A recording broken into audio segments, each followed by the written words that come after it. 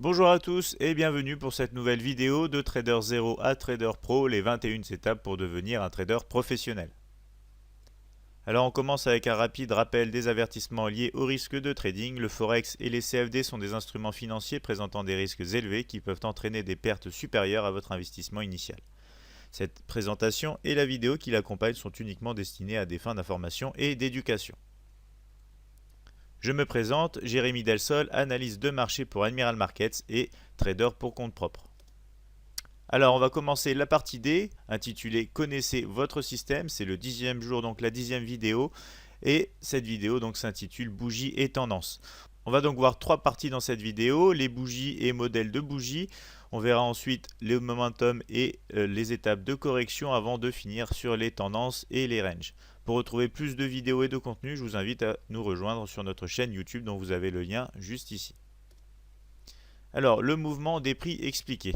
Alors, ça va marcher en quatre étapes. On va d'abord parler donc d'une unité. Qu'est-ce qu'une unité? C'est une bougie, une barre ou encore des lignes. Donc, on va voir ici la formation donc, du prix en ligne. Ici, on aura une formation du prix tout simplement en barre. On va retrouver ici des bougies. Alors, un couple d'unités, c'est quoi? Ça va tout simplement être un modèle de bougie, donc une formation de plusieurs bougies. D'accord? On aura ensuite des unités multiples qui vont représenter des swings. Alors on aura des swings hauts, donc des swings haussiers, et des swings bas, des swings baissiers. Ici on a l'exemple d'un beau swing haussier. Et pour finir, la quatrième catégorie sera donc des swings multiples qui vont représenter des tendances ou des ranges. Ici on a un bel exemple de tendance baissière, tandis qu'on retrouve ici un range. Alors la formation même des bougies ou barres, on va en parler en détail, on va voir comment elles sont constituées et comment on pourra en prendre avantage. Donc ici on a l'exemple d'une bougie baissière. Donc une bougie baissière se traduit par l'ouverture donc de la bougie plus haute que le point de clôture de cette même bougie. Ce qui traduit bien évidemment que le prix a baissé. Alors si on prend l'exemple d'une bougie en 1 heure, on va tout simplement avoir une ouverture ici, 1 heure plus tard on aura une clôture ici, ce qui va nous montrer bien évidemment un mouvement à la baisse. Le point le plus haut ici va être réalisé dans cette période donc dès 1 heure et le point le plus bas dans la période toujours dès 1 heure. Ici on va avoir l'exemple d'une bougie haussière, donc on aura un point d'ouverture plus bas que son point de clôture et toujours durant cette période d'1 heure, si on regarde le même exemple, on aura donc le point le plus bas atteint ici et le point le plus haut atteint juste ici. Donc on va voir aussi par la suite dans les slides que la taille du corps de la bougie est une information à tenir compte lorsque l'on trade les marchés, car ça va nous permettre d'anticiper certains mouvements. Alors des exemples un peu plus particuliers sur la formation donc, de ces bougies ou barres. On va avoir ici encore l'exemple donc de bougies haussières, donc une série de bougies haussières qui vont se traduire ici toujours par donc des points de clôture plus hauts que des points d'ouverture sur ces bâtonnets. De manière symétrique et opposée, on aura ici les bougies baissières, donc avec toujours des points de clôture plus bas que des points d'ouverture. On retrouvera ici des bougies d'indécision. Alors ces bougies d'indécision sont particulières puisque comme vous pouvez le voir, on ne va pas avoir de corps sur ces bougies puisqu'on va avoir tout simplement un point d'ouverture et un point de clôture très très proches l'un de l'autre, ce qui va vraiment nous traduire donc une situation d'indécision sur les marchés. On n'aura pas de préférence du côté de l'achat ou du côté de la vente étant donné donc ce rapprochement entre le point d'ouverture et le point de clôture, donc ça se traduit par une absence de corps sur ces bâtonnets.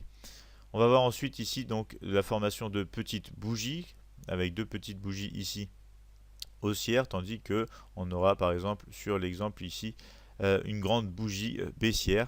Donc on verra ce que ça peut traduire sur les marchés. Alors on passe au modèle de bougie. Donc le modèle de bougie, ça va être tout simplement le groupe d'une à trois bougies qui vont former un modèle. On aura des modèles bien évidemment haussiers, des modèles baissiers. Et ces modèles auront une certaine valeur puisqu'ils vont communiquer des informations importantes aux traders et notamment fournir une structure et une organisation pour un plan et une stratégie de trading. Ici, on a tout simplement l'exemple d'une mèche haussière puisque on a une grande mèche ici rejetée avant la clôture. Donc si on reprend toujours cet exemple du bâtonnet horaire, donc on aura un rejet et une clôture à la fin de l'heure qu'on aura au niveau de ce trait là. On aura notre point d'ouverture ici. Donc concrètement, ce qui se sera passé pendant cette heure, c'est qu'on sera descendu jusqu'ici avant de remonter, d'avoir un fort rejet et peut-être donc commencer à avoir une pression à l'achat un peu plus importante. Donc ça peut être le type de signal qui vont nous permettre d'anticiper un retournement de tendance par exemple. Tandis qu'ici, on aura donc l'exemple de la Bearish Engulfing Twins et de la Bullish Engulfing Twins. Donc ici, on aura un bâtonnet baissier qui va venir tout simplement englober le bâtonnet haussier précédent, puisqu'on aura un point ici d'ouverture identique au point de clôture donc du bâtonnet haussier, tandis qu'on aura un point de clôture bien en dessous donc du point d'ouverture du bâtonnet précédent. Donc un bâtonnet baissier qui va venir englober le bâtonnet haussier précédent, ce qui va traduire une pression un peu plus vendeuse sur les marchés. Et à l'opposé, ici à l'achat, on aura la formation aussi donc d'un bâtonnet bien plus grand qui va venir englober donc le bâtonnet précédent.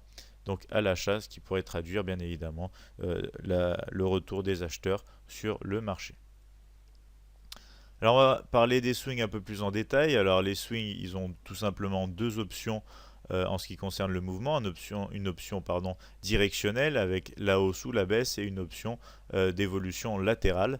Donc ici on retrouve l'exemple d'un swing baissier, ici on aura un swing haussier et on aura juste en dessous donc une évolution relativement latérale, ce qu'on pourra appeler un range. Alors en ce qui concerne les mouvements directionnels, on parlera de momentum et d'impulsion, alors que pour l'évolution latérale, ce sera plutôt des zones de correction, de pullback et de retracement.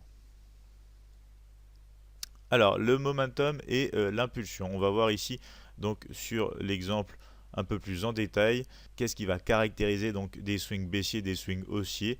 Donc le prix pour ces swings va se déplacer rapidement dans une direction. La plupart des bougies vont être relativement grandes et de la même catégorie, c'est-à-dire par exemple ici on va retrouver sur le swing baissier une grande majorité de bougies baissières avec donc des clôtures plus basses que des points d'ouverture en ce qui concerne ces bougies, et on aura notamment donc une taille relativement importante sur ces bougies à la baisse, tandis que à l'opposé sur le swing haussier on aura donc des clôtures plus hautes que des points d'ouverture pour les bâtonnets haussiers et qui seront bien évidemment en grande majorité et notamment dans des grandes tailles sur ces bâtonnets qui démontrent bien évidemment une volonté de poursuivre dans le sens donc de ce swing. En ce qui concerne la période de correction, le prix va suivre une évolution latérale. On aura un mix entre les bougies haussières et baissières et notamment des tailles relativement plus petites, comme vous pouvez les voir juste ici, donc dans cette période de range, dans cette période d'évolution latérale. Alors en ce qui concerne les tendances et les ranges, pour les identifier, on va connecter les swings multiples. On va avoir un mix entre le momentum et la correction. La tendance va se traduire par un angle haussier ou baissier, tandis que le range, lui, se traduira par une évolution tout simplement latérale, voire sans angle. Donc ici, on a l'exemple d'une tendance baissière et ici, on a la présence donc de range sur le marché.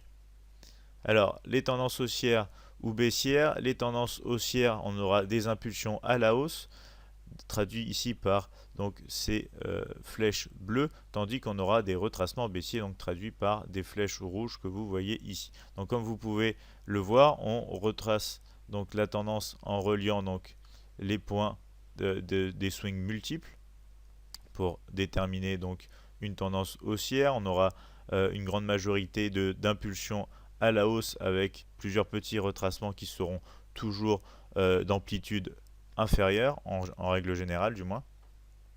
Ici, on a exactement l'opposé avec la tendance baissière, donc traduite par des impulsions à la baisse avec ces traits rouges, ces flèches rouges à la baisse, toujours avec des petites corrections qu'on va voir avec ces flèches bleues, donc des petites corrections qui vont permettre de générer des occasions de trading, de positions de trading à la baisse dans une tendance baissière comme celle-ci. Alors pour un marché en range, on va avoir, comme je l'ai dit précédemment, un mix entre l'impulsion et la correction, et le marché généralement sera sans angle. Donc ici, on va retrouver à partir donc des traits et des flèches jaunes, on va retrouver donc des mouvements relativement incertains, des mouvements de range sans réelles impulsions et corrections et en l'absence d'angle général du marché. Alors les supports et les résistances qui sont bien évidemment des outils d'analyse et de décision sur les marchés très importants, on va voir qu'ils sont toujours intéressants à utiliser. Dans un marché en tendance, les supports et les résistances pourront nous aider à jouer la continuation de la tendance ou le renversement de cette dernière. Ici, on a un exemple graphique avec par exemple cette zone ici donc de support qui joue donc bien son rôle et qui nous permet donc de prendre avantage de la tendance pour aller chercher donc des profits dans le sens de celle-ci. Pour un marché en range, les supports et les résistances vont encore une fois nous permettre donc la continuation du range ou le range break. Donc sur le graphique que vous retrouvez ici, on va avoir donc des possibilités grâce à ce range avec ici donc la borne haute et ici la borne basse. On va avoir des occasions ici de pouvoir jouer donc la continuation du range, c'est-à-dire de jouer le rebond pour aller chercher ici ensuite le bas du range ou encore le range break qui aura pour particularité en fait de par exemple casser à la hausse donc cette ligne, cette borne haute donc du range pour attendre un retest et jouer donc le range break et aller chercher des niveaux plus hauts, ce qui traduira bien évidemment normalement la fin du range. Alors il y a plein d'exemples de support et de résistance, on va notamment en voir donc dans les prochaines vidéos avec nos outils chez Admiral Markets, mais ici on va déjà parler de quelques-uns. On aura des niveaux ronds, autrement dit des niveaux psychologiques et importants sur les marchés avec des points plus hauts et des points plus bas, donc avec des tops et des bottoms. On aura notamment les niveaux de Fibonacci qui nous aideront à situer des niveaux de résistance pertinents. On aura des lignes de tendance que vous retrouvez sur ce graphique avec ces différentes lignes violettes. On aura notamment donc plusieurs indicateurs avec des points pivots, des bandes par exemple avec les bandes de Bollinger ou encore des moyennes mobiles qui vont nous permettre d'avoir pour cette catégorie, notamment entre les bandes et les moyennes mobiles, d'avoir des supports et des résistances dynamiques. Ici, dans le cadre bleu, vous pourrez retrouver par exemple ici des niveaux plus bas de résistance qui ont joué bien évidemment ici leur rôle et qui ont relancé le prix à la hausse. Alors si vous souhaitez nous contacter, vous pouvez toujours nous appeler au 01 83 75 48 97 ou encore nous envoyer un mail à support@admiralmarkets.fr. Vous pourrez nous rejoindre aussi sur notre chaîne YouTube ou encore notre page Facebook. Vous avez bien évidemment la possibilité d'aller visiter notre site internet sur www.admiralmarkets.fr.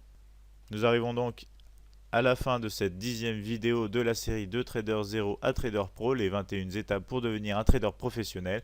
Je vous remercie de votre attention et je vous dis à très vite pour la prochaine vidéo.